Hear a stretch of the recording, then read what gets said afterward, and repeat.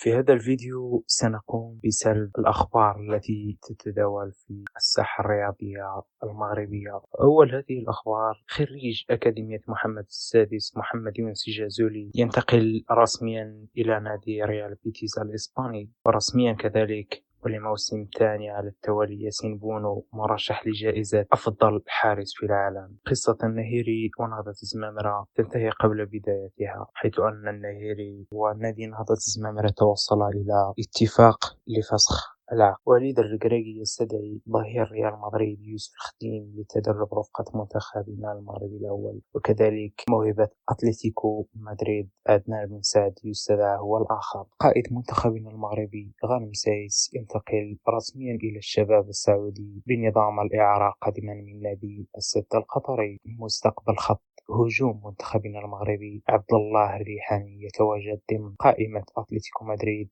الخاصة بدوري أبطال أوروبا. وحسب سبورت الكتالونيا، عبد الصمد الزلزولي لاعب المنتخب المغربي قرر اختيار نادي ريال بيتيس على حساب أساسونا، وعلى الرغم من أن أساسونا قدم عرضا ماليا أعلى بقليل لبرشلونة من ريال بيتيس، إلا أن اللاعب اختار الانضمام إلى الفريق الأندلسي. بالإضافة إلى ذلك، قام عبد الصمد الزلزولي بتجاهل العروض التي تلقاها من أندية الدوري الإنجليزي الممتاز، حيث اعتبر أن الانتقال لهذه الأندية في هذه المرحلة من مسيرته سيكون خطوة مبكرة. إندرليخت البلجيكي قريب من حسم صفقة أسامة الإدريسي، وفالنسيا هو الآخر مهتم بضم اللاعب المغربي. من بين أهم أخبار هذا الميركاتو المغربي وأن مروان زيلا لاعب جديد لنادي الرجاء الرياضي لغاية صيف 2026. نادي الجيش الملكي يوقع على العقد الثلاثي لإعارة مصطفى الساد إلى نادي المغرب الرياضي الفاسي لغاية نهاية الموسم مع أحقية الشراء. يوسف شينا